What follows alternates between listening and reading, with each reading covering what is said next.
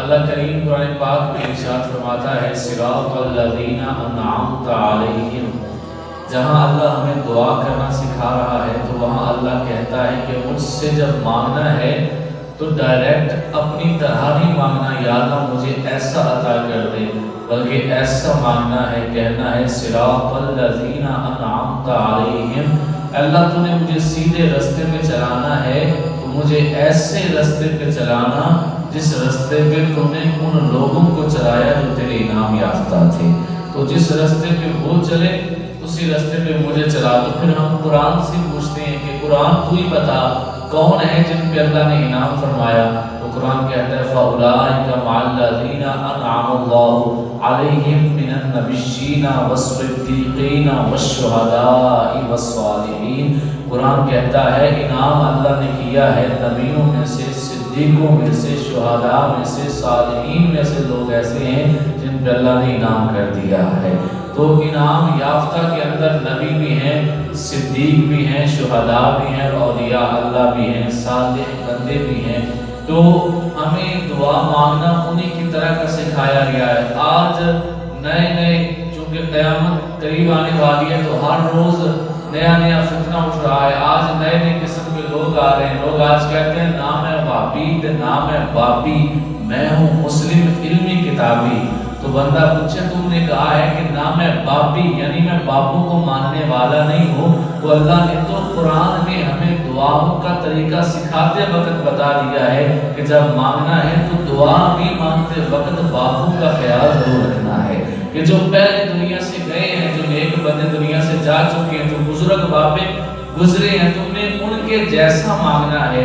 تو پھر آج اگر کوئی یہ کہے کہ میں تے بابی نہیں، میں تے بابیت نہیں بنتا، تو پھر اس کے سامنے یہ حدیث رکھی جائے گی۔ میرے پاک محبوب علیہ السلام ارشاد فرماتے ہیں پہلی امتوں میں سے ایک شخص تھا، 99 قتل اس نے کیے، اس کے ذہن میں خیال آیا کیوں نہ اللہ کو راضی کر دیا جائے، اللہ سے معافی مانگی جائے۔ ایک بندے کے پاس گیا جو علم رکھنے والا تھا، جا کے اسے کہتا ہے کہ میں نے 99 قتل کیے ہیں تو کیا میری معافی ہو سکتی ہے؟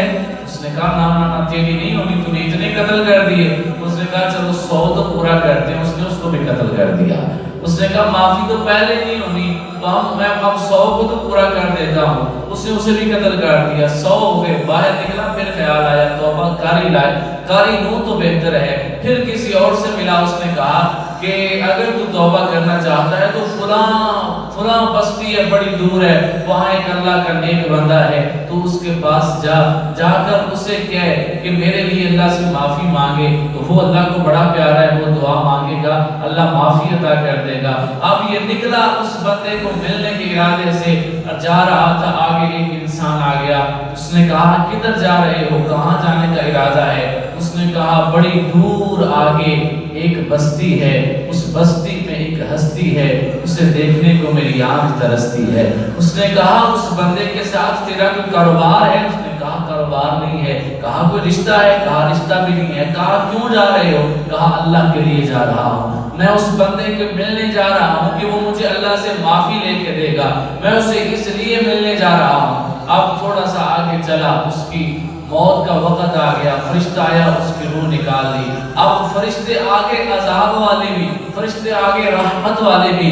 رحمت والے کہتے تھے چونکہ جا رہا تھا نیک بندے کی طرف تو ہم اسے جنت میں لے کے جائیں گے۔ عذاب والے کہتے تھے جا ہی رہا تھا نا، جو اس نے 100 قتل کر لیا وہ تو دیکھو، پہلے اس نے 100 قتل کیا، اس کی سے سزا دی جائے گی۔ اب دونوں جو فرشتوں کا گروہ تھے، رحمت والے فرشتے، عذاب والے فرشتے، دونوں کی آپس میں بحث شروع ہو گئی۔ اللہ نے ایک اور فرشتے کو ثالث بنا کے بھیجا، جاؤ تم جا کے فیصلہ کرو۔ وہ فرشتہ آ کے کہتا ہے معاملہ کیا ہے؟ کہا کہ یہ بندہ ہے جو توبہ کرنے کے ارادے سے نکلا تھا اور اللہ کے نیک بندے کی طرف جا رہا تھا، تو چونکہ نیک بندے کے پاس جا رہا ہے تو ہم اسے نیک سمجھتے ہوئے جنت میں لے جانا چاہتے ہیں۔ عذاب والے کہتے ہیں نا، ہم تو دوزخ میں لے کے جائیں گے، اس نے 100 قتل کر دیا ہے اور یہ تو بس ابھی نکلا ہی تھا، ابھی اس نے توبہ کی تو نہیں تھی، ابھی تو وہ اس بندے کے پاس پہنچتا، وہ معافی مانگتا، اللہ معاف کر دیتا، یہ تو بعد کی بات ہے، ابھی تو سب کچھ نہیں ہوا۔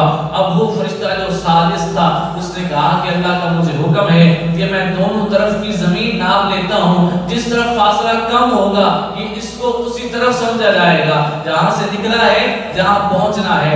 دونوں اطراف کی زمین مین پوائنٹ درمیان میں یہ ہے، اس سے لے کر دونوں طرف کی زمین ناپی جائے۔ جہاں کی زمین کم رہ چکی ہوگی وہاں تک کی طرف اس کا فاصلہ زیادہ طے ہو چکا ہوگا تو ہم اسے معاف کر دیں گے، ہم اسے جنتی بنا دیں گے۔ میرے آقا السلام فرماتے ہیں جب زمین ناپی گئی تو کم وہ تھی جہاں سے نکلا تھا، ابھی یہ زیادہ دور نہیں گیا تھا، زیادہ وہ تھی جہاں اس نے جانا تھا۔ تو فیصلہ یہ ہوا تھا کہ جو زمین تھوڑی ہوگی اسے اس طرف کا مانا جائے گا، یعنی اس کی زمین ناپی گئی تو اپنے شہر کے قریب نکلی، پھر اس کو آزاد کی طرف لے جانا تھا۔ لیکن جب زمین ناپی گئی اللہ نے کہا کہ فرشتوں زمین دوبارہ ناپو۔ زمین کو دوبارہ ناپا گیا، وہ زمین جو آگے والی تھی اللہ نے کہا ہے زمین تو سکڑ کے چھوٹی ہو جا۔ جو پہلے والی تھی جو اس کے اپنے شہر والی تھی اسے اللہ نے کہا ہے زمین تو پھیل جا۔ وہ زمین پھیل گئی، جہاں جانا تھا وہ سکڑ گئی۔ جب دوبارہ ناپا گیا، جب دوبارہ زمین کو ناپا گیا تو اگلی کم ہو چکی تھی، پہلے والی زیادہ ہو چکی تھی۔ پھر فیصلہ یہ ہوا کہ اس کو اگلی زمین والا بنا کے معاف کر دیا جائے، جنت میں بھیجا جائے۔ میں کہتا ہوں اللہ کے ولی کی طرف سفر کرنا ہو اللہ بہانوں سے بخش دیتا ہے، جس کے دل میں اولیاء کی محبت ہو اس کی شان کا عالم کیا ہوگا۔